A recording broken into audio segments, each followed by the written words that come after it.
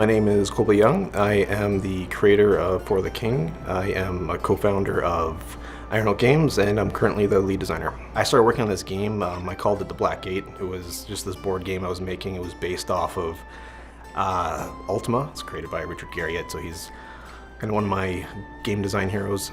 I just became obsessed with it, and I worked on it like day and night, and yeah, and eventually it just turned into like this really fun thing. I was sharing with people online, like in the Ultima community, and they were really excited about it. My name is Gordon Moran, and I'm a co-founder and art director here at Iron Oak Games. Well, it was Colby's brainchild, and he had started by making the board game version, blended the two aspects of both those genres into something. So we've taken aspects from traditional board games, and we've taken aspects from more sort of old school JRPG style our video games, and yeah, combine them into For the King. My name's Sterling Anderson. I've known Colby and Gord quite a long time. I moved to Vancouver in 2009. I met Gord pretty much straight away because of Colby, because I went to high school with Colby. So I've known Colby going back 20 years plus. I have a couple early first experiences with For the King. I would say the very first one is when it started as an idea. It was a board game at Colby's house. So one day, Gord and I are over there, we're playing this board game. We didn't know it was For the King, but it was For the King. And we put 8 hours into this board game until the wee hours of the night, and then I got stuck on an island with the boat deed. Those guys were on a different island. Game over. 8 hours. That was the introduction to For the King before it was For the King. I'm Mike. I'm a developer for Iron Oak Games. I do a lot of development focused on gameplay, dungeons, multiplayer, and whatever other mechanics that we need to jump on and make the game more fully featured and fun. How I found For the King was my D&D groups just were so inconsistent as one would experience, and I really wanted to scratch that itch, and I ended up stumbling upon the early access for the King. Kind of went through that way. It was a little rough at first, but I fell in love with the game, and I started playing, and I've been playing ever since. I would describe For the King 2 to a new player by saying it's a turn-based RPG. It is a strategy game. There's lots of resource management. For the King 2 actually features more of like mission campaigns as opposed to the first game, so it's got a kind of a longer narrative to it. And yeah, it can be enjoyed by hardcore players to casual players. We've had people who play with their kids, and the kids are completely engaged with it, to people who play single player by themselves and really enjoy like the number side of the game, and yeah, like the whole min-maxing aspect of it. So two completely different spectrums, and they enjoy it equally for different reasons. I'm J. Nicholas Havelman. Everybody calls me J. Nick, and I'm a developer here at Iron Oak Games. I started with them very, very early in their first project, basically as soon as they went live with version 1 out of early access. At its core, it is just a tabletop game. It is a complete digital board game with all the conveniences of the digitalness that a video game can bring, but the classicness of that adventure style tiles and dice rolls and cards and colors and unknown things that happen to you at any given time. I think it speaks to tabletop gamers in that way. Building FTK 2 was never about finding one new major thing, because I think FTK 1 has a unique formula, and it's a very strong formula that even to this day people haven't managed to copy that well. FTK 2 to me is just adding a little bit of flair on everything that's there. Just cranking up the formula just a little bit with a little extra flavor here and there. The larger maps, the more proceduralism in the maps, the more variation in the adventures you're gonna get. Obviously the new graphic style and art style adds so much more flavor to look at.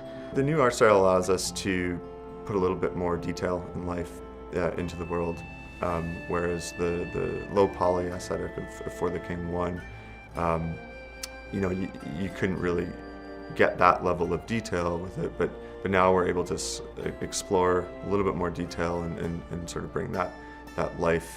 And the ocean and the water environments are looking really great. We're using some new tools there to make our water really shine.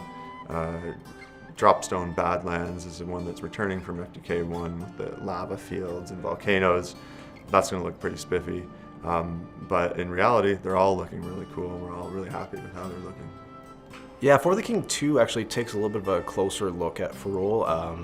You'll find that it's almost like you've taken the lens and you've zoomed in slightly, so now you can get to know the characters a little bit better. You can get to know the biomes a little bit more. We've added things like roads and stuff, which you never would have seen before, and the world just feels a little bit more rich.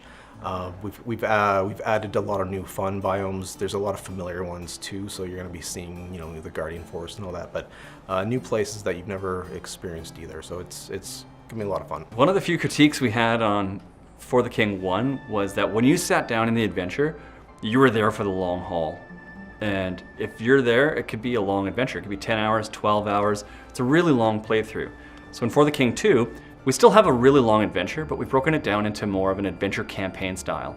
And you still have this really long, detailed story to get through in the land of Ferrule, but you can do it at your own pace in your own time now, and you can break it down into bite-sized chunks, or you can play these really long sessions with your friends.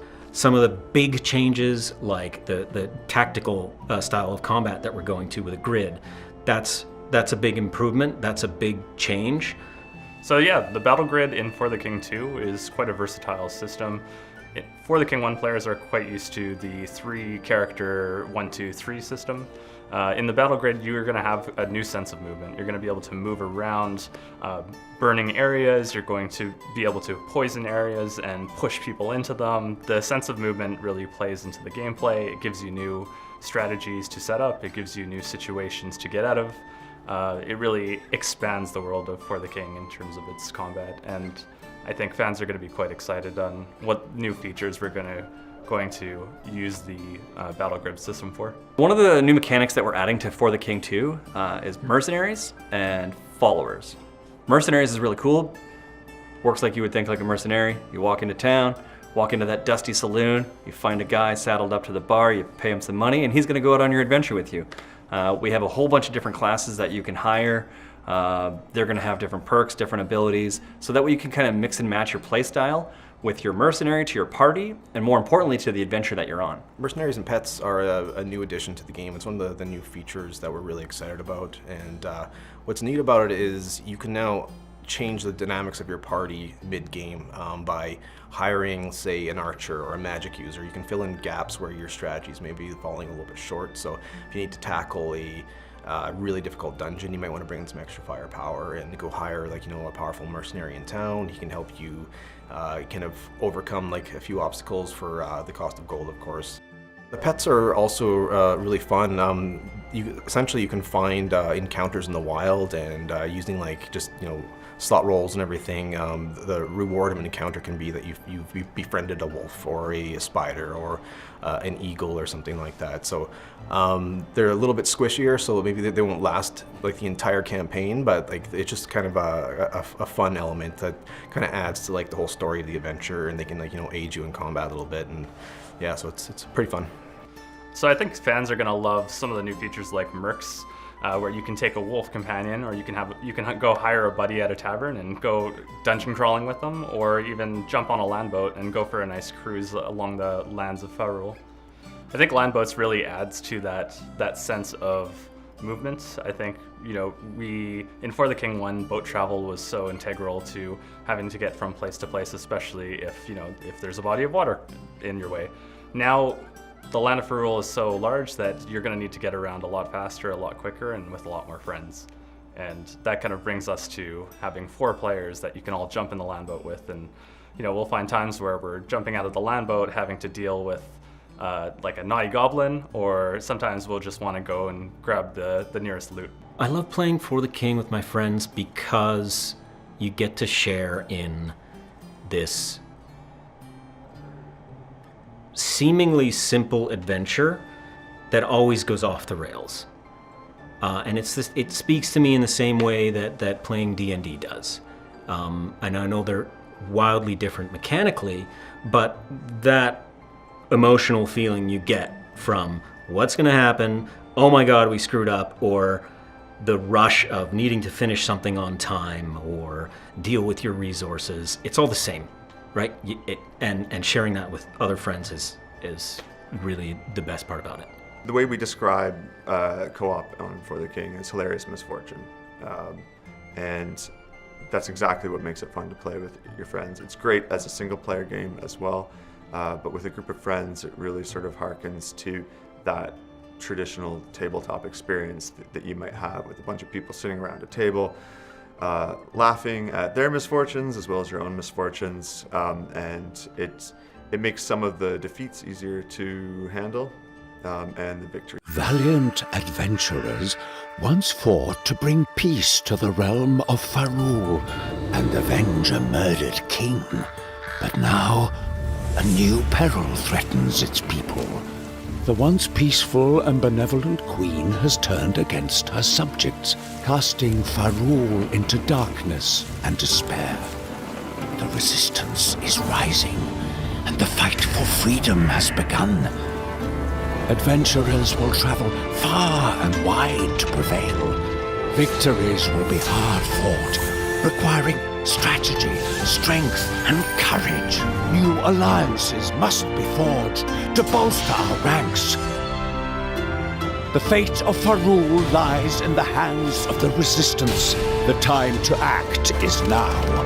Will you join us, adventurer?